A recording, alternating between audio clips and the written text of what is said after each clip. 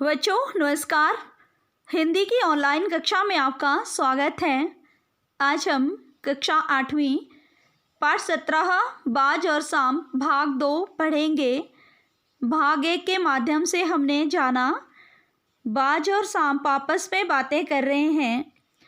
एक को रेंगने में ही सुख प्राप्त होता है तो दूसरा आकाश में उड़कर आनंद प्राप्त करना चाहता है। दोनों के अलग अलग विचार हैं।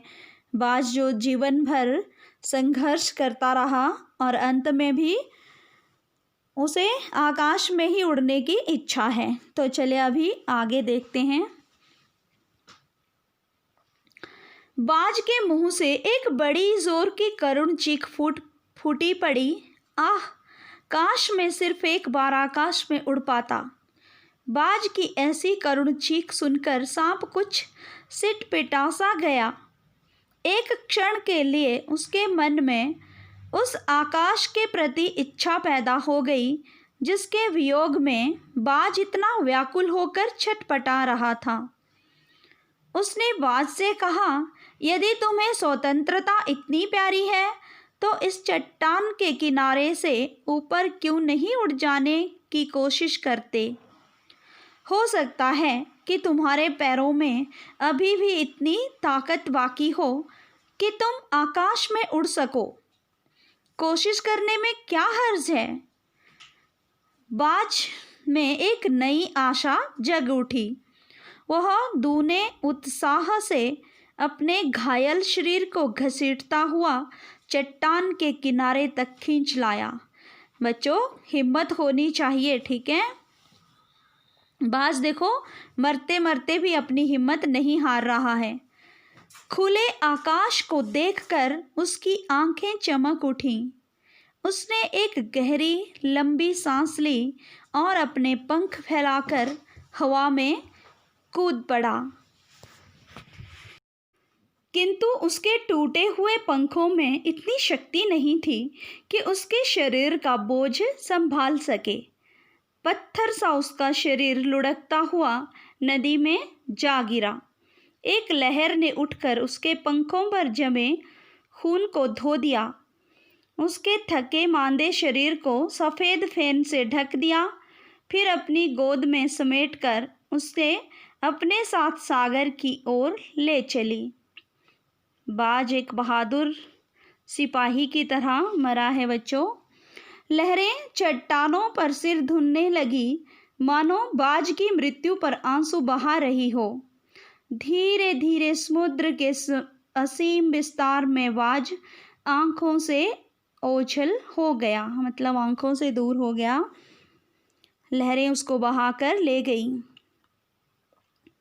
चट्टान की खोखल में बैठा हुआ सांप बड़ी देर तक बाज की मृत्यु और आकाश के लिए उसके प्रेम के विषय में सोचता रहा। आकाश की असीम शून्यता में क्या ऐसा आकर्षण छिपा है जिसके लिए बाज ने अपने प्राण गंवा दिए। वह खुद तो मर गया लेकिन मेरे दिल का चैन अपने साथ ले गया। न जाने आकाश में क्या खजाना रखा है। एक बार तो मैं भी वहां जाकर उसके रहस्य का पता लगाऊंगा, चाहे कुछ देर के लिए ही हो। कम से कम उस आकाश का स्वाद तो चख लूंगा। अब सांप भी उसके बारे में सोचने लगा है कि बाज इतना कुछ सोच रहा था उस आकाश के बारे में, कुछ तो खजाना होगा वहाँ पे, तो क्यों ना मैं भी उसको देख लूं जाके, ठीक है। यह कहकर सांप ने अपने शरीर को सिकोड़ा और आगे रेंगकर अपने को आकाश की शून्यता में छोड़ दिया। धूप में क्षण भर के लिए सांप का शरीर बिजली की लकीर सा चमक गया। किंतु जिसने जीवन भर रेंगना सीखा था वह भला क्या उड़ पाता। नीचे छोटी छोटी चट्टानों पर धप से सांप जा गिरा।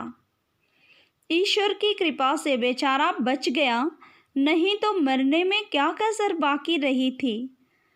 सांप हंसते हुए कहने लगा, सो उड़ने का यही आनंद है, भर पाया मैं तो। पक्षी भी कितने मूर्ख हैं, धरती के सुख से अनजान रहकर आकाश की ऊंचाइयों को नापना चाहते हैं। किंतु अब मैंने जान लिया कि आकाश में कुछ नहीं रखा, केवल ढेर सी रोशनी के सिवा वहाँ कुछ भी नहीं। शरीर को संभालने के लिए कोई स्थान नहीं, कोई सहारा नहीं। फिर वे पक्षी किस बूते पर इतनी डींगे हाँकते हैं, किस लिए धरती के प्राणियों को इतना छोटा समझते हैं। अब मैं कभी धोखा नहीं खाऊंगा। क्यों नहीं खाऊंगा? क्योंकि जिंदगी भर तो उसने मेहनत नहीं की थी बच्चों, ज़मीन पर ही रेंगता रहा, कभी कोशिश नहीं की ऊंचा उड़ने की, है ना। अंत में उड़ना चाहा तो धप से गिर गया। इसलिए शुरू से ही कोशिश करो, नहीं तो सांप की तरह औंधे मुंह गिरोगे, ठीक है। मैंने आकाश देख लिया और खूब देख लिया।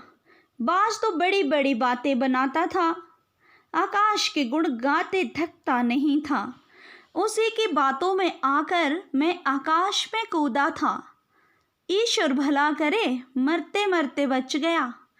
अब तो मेरी यह बात और भी पक्की हो गई है कि अपनी खोखल से बड़ा सुख और कहीं नहीं है। खोखल होता है खाली सी जगह बच्चों, जैसे पेड़ में भी बन जाती है कई बार, वैसी ही जगह को खोखल बोलते हैं। धरती पर रेंग लेता हूँ, मेरे लिए यह बहुत कुछ है। मुझे आकाश की स्वच्छंदता से क्या लेना देना, मतलब वो स्वतंत्र रूप से नहीं रहना चाहता है। न वहाँ छत है, न दीवारें हैं, न रेंगने के लिए जमीन है। मेरा तो सिर चकराने लगता है।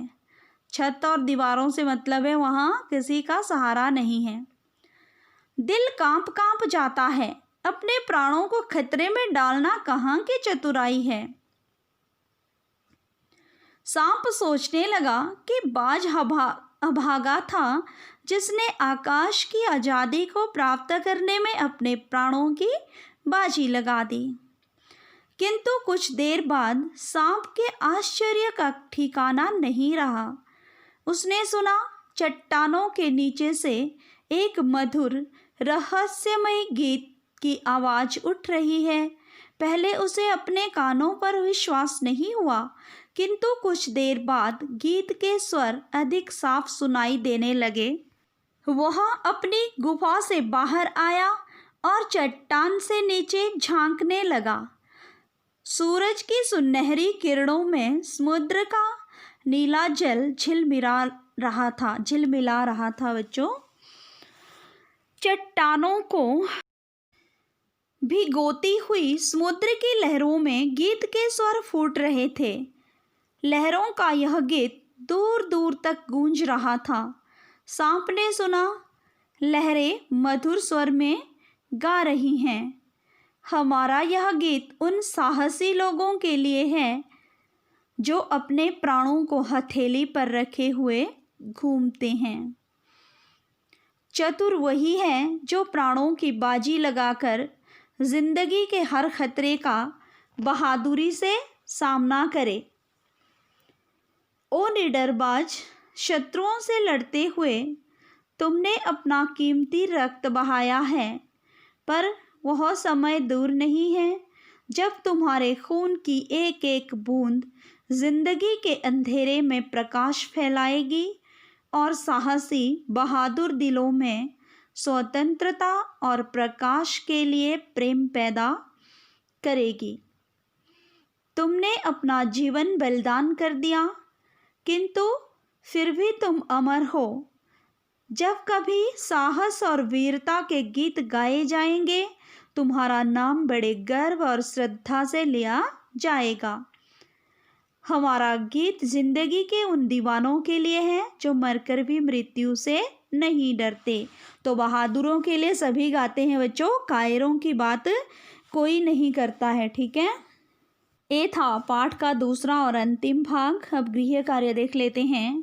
आपने पाठ का सार लिखना है बच्चों, साथ ही साथ याद भी करना है। आज के लिए इतना ही। कल हम फिर मिलेंगे किसी नए विषय के साथ। तब तक के लिए धन्यवाद।